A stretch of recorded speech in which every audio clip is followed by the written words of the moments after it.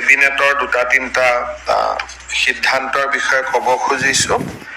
আজি আমাৰ কেবিনেটে ৰাজ্য চৰকাৰৰ কৰ্মচাৰীসকলক 2% অতিৰিক্ত মৰগীয়া ভাত্তা দিবলৈ সিদ্ধান্ত গ্ৰহণ কৰে। ইমান দিন আমাৰ ৰাজ্য চৰকাৰৰ কৰ্মচাৰীসকলে 58% ডিয়াৰনেছ এলাউন্স পাই আছিলে।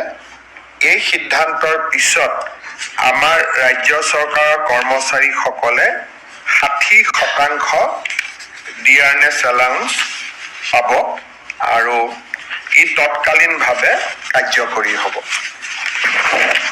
আপোনালোকে সকলোৱে জানে যে যোৱা চৰকাৰৰ সময়ছোৱাত আমি ডিব্ৰুগড়ক অসমৰ দ্বিতীয় ৰাজধানী হিচাপে ঘোষণা কৰিছিলোঁ। আজি আমাৰ কেবিনেটে ডিব্ৰুগড়ৰ ৰাজধানী পৰিসৰ কিমান হ'ব তাক নিৰ্ধাৰণ কৰে আৰু ডিব্ৰুগড়ৰ second state capital region development authority নামেৰে এটা নতুন অথৰিটিৰ নিৰ্মাণ কৰিবলৈ সিদ্ধান্ত গ্ৰহণ কৰে। এই 20 কিলোমিটাৰ ৰেডিয়াছ ইয়াত কিন্তু জিলাখনৰ বাহিৰলৈকে গৈ নহয়। যদি এফালৰ পৰা আমি 20 কিলোমিটাৰ চাওঁ, আমি বগীবিল দলং পাৰ হৈ যাওঁ, কিন্তু পৰিসীমাটো ডিব্ৰুগড় জিলাৰ ভিতৰত থাকিব। গতিকে কোনোবা ফালে যদি 3 কিলোমিটাৰ গ'লে জিলাখন পাৰ হৈ যাওঁ, তেতিয়াহ'লে সেইটো জিলাখনৰ ভিতৰতে সীমাবদ্ধ হৈ থাকিব। Dibrugarh second capital region development অথৰিটিৰ অধ্যক্ষ ডিব্ৰুগড় সমষ্টিৰ বিধায়কগৰাকী হ'ব। তেখেতৰ কেবিনেট ৰেংক থাকিব। দহুৱা ছেক্ৰেটাৰী তাৰ মেম্বাৰ থাকিব। ডিষ্ট্ৰিক্ট কমিশ্যনাৰ ডিব্ৰুগড় তাৰ মেম্বাৰ থাকিব। CO জিলা পৰিষদ, কমিশ্যনাৰ ডিব্ৰুগড় মিউনিচিপাল কৰ্পৰেশ্যন আৰু আমাৰ ডিষ্ট্ৰিক্টৰ হেড অফ দ্য ডিপাৰ্টমেণ্টবিলাক তাৰ এক্স অফিচিঅ' মেম্বাৰ হ'ব আৰু এজন CEO মুখ্য কাৰ্যবাহী বিষয়াও নিযুক্ত কৰা হ'ব। এই ডিব্ৰুগড়ৰ ছেকেণ্ড ষ্টেট কেপিটেল নিৰ্মাণৰ বাবে ৰাজ্য চৰকাৰে 500 কোটি টকা ব্যয় কৰিব over A period of 5 years। বাকী নৰ্মেল যি তাত স্কিম হৈ থাকে, ৰাস্তা ঘাট, স্কুল, কলেজ, মেডিকেল কলেজ, এইবিলাকৰ উপৰিও অকল ষ্টেট কেপিটেলৰ দৃষ্টিভংগীৰে, অভাৰ এণ্ড এবভ ষ্টেট কেপিটেলৰ দৃষ্টিভংগীৰে 500 কোটি টকাৰ budget over A period of 5 years আবণ্টন কৰিব আৰু বৰ্তমান স্বাভাৱিকতে এই ডিব্ৰুগড় সদৰ সমষ্টিৰ বিধায়ক হিচাপে প্ৰশান্ত ফুকনীয়াৰ অধ্যক্ষ হ'ব, কিন্তু পৰৱৰ্তী সময়ত এইটো পদেন পোষ্ট হ'ব। যোনেই ডিব্ৰুগড়ৰ বিধায়ক হয় তেওঁৱেই এই পদটোত অধিষ্ঠিত হ'ব। আজি আমাৰ কেবিনেটে আমাৰ যিটো MLA LED এৰিয়া ফাণ্ড, বিধায়ক সমষ্টিৰ উন্নয়নৰ যিটো পুঁজি দিয়া হয়, এই পুঁজি যোৱা 5 বছৰত 1 কোটি টকাত সীমাবদ্ধ হৈ আছিল। 5 বছৰ নহয়, 2016 চনৰ পৰাই ইয়াক বঢ়োৱা হোৱা নাছিল।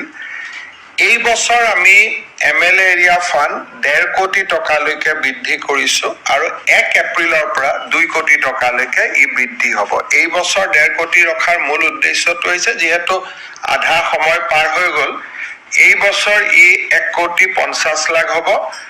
অহা বছৰ ই 2 কোটি টকালৈকে বৃদ্ধি হ'ব।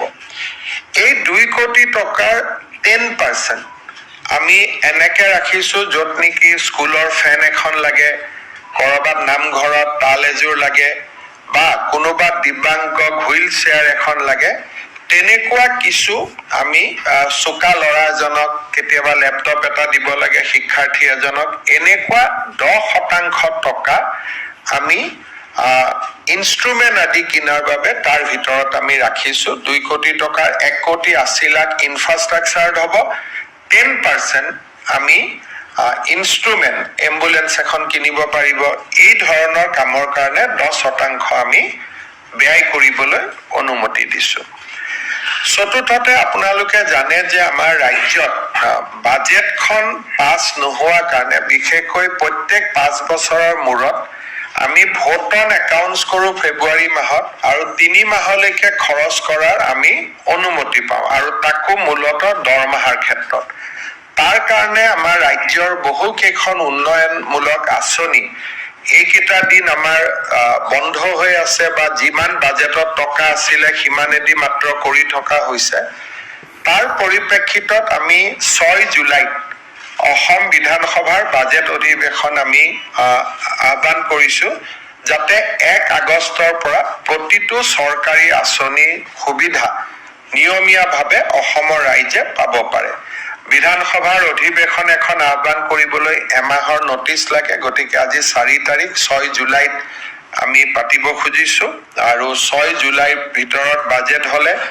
28-29 জুলাইত পাছ হৈ যাব 1 আগষ্টৰ পৰা সকলো চৰকাৰী আঁচনিৰ সুবিধা আগৰ দৰে অসমৰ ৰাইজে লাভ কৰিব পাৰিব এই অসুবিধাৰ কাৰণে যেহেতু বিভিন্ন বাতৰি কাকতত বেলেগ বেলেগ কৰি কথা ওলাই আছে আঁচনি বন্ধ কৰি দিলে অমুক কৰি দিলে মই সাংবাদিকসকলক অনুৰোধ কৰিম যে অকনমান ভেৰিফাই নকৰাকৈ এই ধৰণৰ নিউজ আমি দিয়াৰ প্ৰয়োজন নাই কাৰণ 1 আগষ্টৰ পৰা প্ৰতিখন আঁচনিৰ সুবিধাই অসমৰ ৰাইজে নিয়মীয়াকৈ পাব আমাক খালি পূৰ্ণাংগ বাজেটখন পাছ হ'ব লাগে 6 জুলাইত আমি পূৰ্ণাংগ বাজেট অধিৱেশন পাতিছো 21 দিনৰ বাজেট অধিৱেশন হ'ব আৰু পৰৱৰ্তী সময়ত আমাৰ 1 আগষ্টৰ পৰা প্ৰতিখন চৰকাৰী আঁচনিয়ে আমি নিয়মীয়াকৈ পৰিচালনা কৰিবৰ বাবে সুবিধা পাম কেবিনেটত আজি আমাৰ এডুকেশ্যন ডিপাৰ্টমেণ্ট সংক্ৰান্তত আৰু এটা সিদ্ধান্ত হয়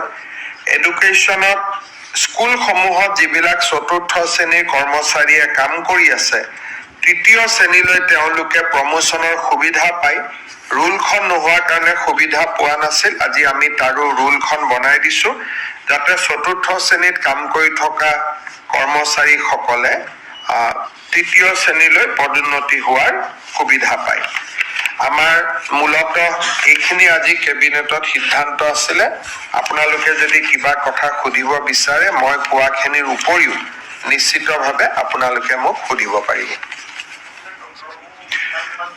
7 দিন মেক্সিমাম কাৰণ মই অকনমান চাই চিতি দিব খুজিছো যাতে খৰখেদা নহয় গতিকে মই 7 দিন সময় লম আৰু যদি চোৱাটো বা চিন্তাটো আগতীয়াকৈ হৈ যায় আগতীয়াকৈ দি দিম কিন্তু মেক্সিমাম 7 ডেজ বুলি ধৰি থৈ দিওঁ কিন্তু গাৰ্জেন মন্ত্ৰীখিনি আমি কালিয়ে দি দিম যাতে মন্ত্ৰীসকলে কালিৰ পৰাই নিজৰ নিজৰ কামত